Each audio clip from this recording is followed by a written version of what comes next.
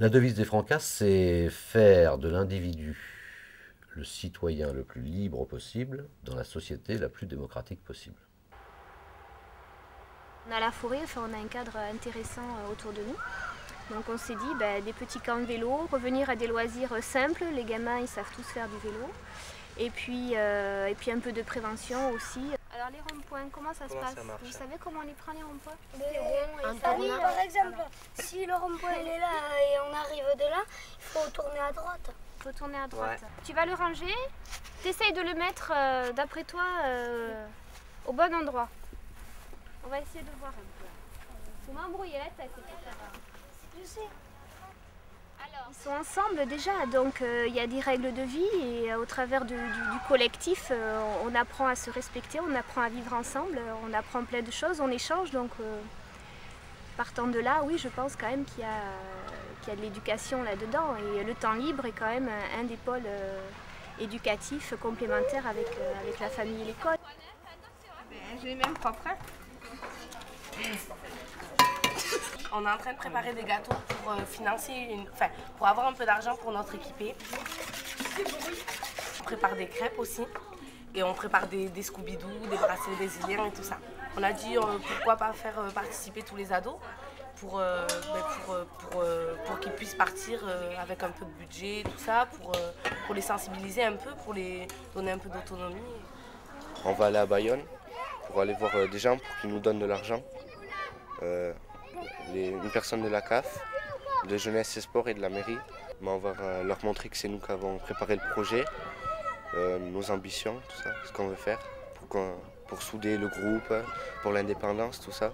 Les objectifs que visent les Francas, c'est bien sûr, la laïcité, c'est bien sûr la solidarité, c'est bien sûr la paix entre les peuples, c'est bien sûr la justice sociale et c'est bien sûr la démocratie.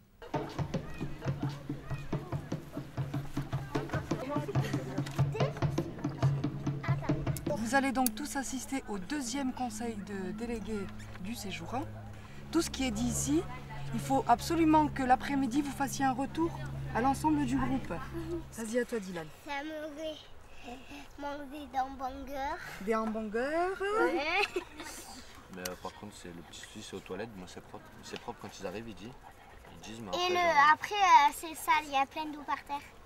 Il y a quelques filles qui embêtent les garçons. Quand on joue au foot, on voudrait pas faire tout le temps la même chose. Vous direz au groupe, pour les ateliers du café, s'ils ont des idées, de le dire aux animateurs. Et les animateurs en parleront avec toute l'équipe d'animation là et des directeurs. Et puis on essaiera de répondre à vos propositions. Mais proposer des choses aussi.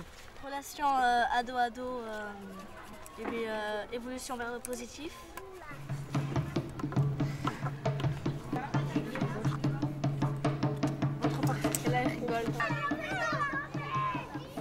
Donc ça fait 10 ans que ce centre est terminé. L'association, avec la déléguée des Francas de l'époque, a réfléchi en termes de besoins et de volonté. On a consulté tous les groupes d'enfants, à partir des tout petits. Les grands et les moyens disaient nous on veut un grand réfectoire où on peut voir les petits. Alors c'était quoi pour revoir les petits? Ça voulait dire qu'ils pouvaient voir leurs frères et sœurs par exemple. Effectivement, toutes ces baies vitrées, pour les petits notamment, ça leur permet très bien de se repérer dans les espaces. Toutes les salles donnent sur l'extérieur, donc quand on sait qu'on a le maximum d'enfants pendant l'été, on voit bien que c'est très très important qu'un groupe puisse sortir facilement d'une salle où ils font des activités manuelles, où ils chantent, où ils font d'autres choses. Et très rapidement, hop, être dehors pour pouvoir aller jouer au toboggan, dans les bois, jouer au foot, enfin voilà. Et ça, c'est du confort de fonctionnement pour tout le monde. Il faut des militants, c'est-à-dire des gens qui ont un niveau de conviction sur ces idéaux qui les font agir quotidiennement. Le projet des Francas, c'est le projet personnel. Quand on dirige, on dirige certes, mais on est aussi sur l'animation autant qu'on peut et puis on donne des coups de main aux équipes d'animateurs aussi, parce que on a des jeunes, on a des moins jeunes et puis il faut être présent, on les forme aussi pendant les séjours. Mais moi déjà j'ai vécu les formations, comme tout le monde, pour être animateur.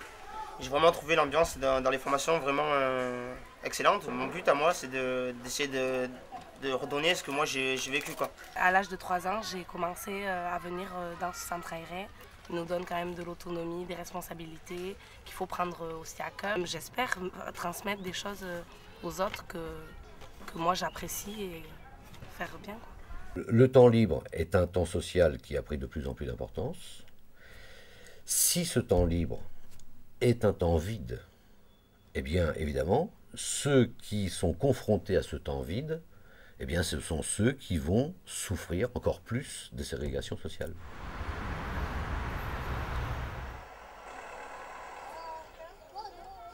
Sur cette image, on voit un bus qui vient dans une ZUP, un quartier défavorisé. Et là, pour les Francas, il y a un enjeu très fort. Il y a un enjeu très fort. S'ils veulent garantir l'accès de tous, il faut qu'ils aillent vers. Il faut qu'ils aillent vers ceux qui ne vont pas vers le loisir éducatif. On va favoriser la mixité sociale, la rencontre d'enfants issus de milieux différents, de cultures différentes. Les Francas ont vraiment intérêt à mener ce type d'action et à être offensifs sur la question. Les Francas se sont fondés quand même grâce à un militantisme très important des enseignants et à travers eux, évidemment, l'école. Nous concevons le secteur des loisirs bâti sur les mêmes principes, comme je l'ai indiqué précédemment, sur les mêmes principes que ceux de l'école. C'est-à-dire ouvert à tous, accessible à tous, quel que soit son lieu d'habitat, sa situation sociale, etc. etc. et participant des mêmes principes, notamment en matière de laïcité. Le temps libre prépare un terrain favorable pour l'enseignement à l'école, et je dirais que ça se renvoie la balle, c'est-à-dire que l'enseignement aussi peut s'appuyer sur le temps libre à un moment donné pour poursuivre un peu ce qu'on n'a pas le temps de faire en classe. Encore faut-il travailler avec l'équipe d'animation pour que ça devienne quand même un lieu spécifique aux vacances. Puis évidemment, il y a les parents. On voit apparaître à un moment une opposition très très fréquente entre ce qui serait de l'ordre du divertissement et ce qui est de l'ordre de l'éducatif. Le mercredi pendant l'école, c'est plus éducatif, je pense. L'été, c'est plus l'amusement. Et en fait, le loisir est éducatif précisément parce qu'il est divertissant. Il n'y a pas d'acte éducatif vis-à-vis d'un enfant si l'acte éducatif n'est pas relayé par la famille. Pour un mouvement comme les Francas, il y a un gros travail à faire sur les perceptions, les représentations que les familles ont du loisir éducatif. Il y a l'égalité des chances face à l'école, ou dans le cadre de l'école. Le temps libre est un temps social si important qu'il faut y créer également une égalité des chances par une intervention publique. C'est l'objet principal de l'action des Francas depuis leur création. Les Francas ont toujours développé leur action dans un rapport très étroit, je dirais globalement, au pouvoir public, et plus particulièrement aux collectivités locales. C'est certainement un des facteurs de leur succès au cours des 30 ou 40 dernières années. Nous avons été sensibles au fait que cette fédération a des propositions en matière de politique éducative et en matière de projets locaux qui aident les élus locaux, comme nous justement, à réfléchir, à construire des propositions éducatives en direction des enfants. La municipalité, même si elle voulait gérer les structures, donnait toute la valeur à l'association des Francas quant à leur côté éducatif, à leur pédagogie, à leur façon de faire, à leur formation du personnel. C'est pourquoi ils ont décidé de signer une convention avec l'association. La maison de la petite enfance a été créée par volonté d'une élue andaillaise qui souhaitait avoir sur la ville d'Hendaye un lieu repère sur la petite enfance. On se retrouve une fois par trimestre, donc tous les partenaires de la maison. Donc autour d'une table, on peut travailler avec un docteur, avec un éducateur, avec un animateur, avec des politiques aussi, parce que les élus viennent, avec des personnes de la caisse d'allocation familiale, des conseillers techniques. Et c'est vrai que ça nous permet de brasser un peu les informations qu'on a tous et donc d'être beaucoup plus informés avec le regard de la profession de l'autre. Premièrement, on agit avec les gens sur le terrain. avec les associations, autour des centres de loisirs ou d'autres types de structures. Ça, c'est un premier niveau d'action qui nous amène à côtoyer des gens, des élus associatifs, des animateurs professionnels, et construire avec eux une expertise sur la qualité de l'activité enfance et de l'éducation qu'on peut apporter aux enfants. Ce qui est dans le projet fondamental des Francas, ce sont les valeurs générales des Francas. Ces fondements, dans la discussion qu'on a avec les collectivités locales ou avec les associations, ça se retrouve dans ce qu'on appelle le projet éducatif de la commune ou le projet éducatif de l'association.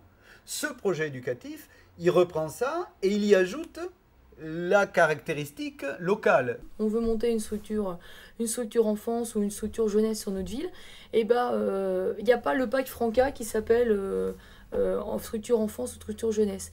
Il y a des idées qui se mettent en commun, des caractéristiques qui sont prises en compte, et un projet qui se dessine au fur et à mesure, et qui va coller aux spécificités de la ville. Les Francas, s'ils n'avaient pas ces villes pour mettre en exergue leurs compétences, il n'y aurait plus de terrain d'expérimentation. Et on arriverait, je pense, à des Francas qui seraient que théoriques. Pour moi, la recette, si ça tient depuis 60 ans au Franca, c'est parce qu'il y a un échange entre les municipalités, on va dire les œuvres adhérentes, qui sont des municipalités ou des associations, et les Francas, parce qu'il y a cet échange.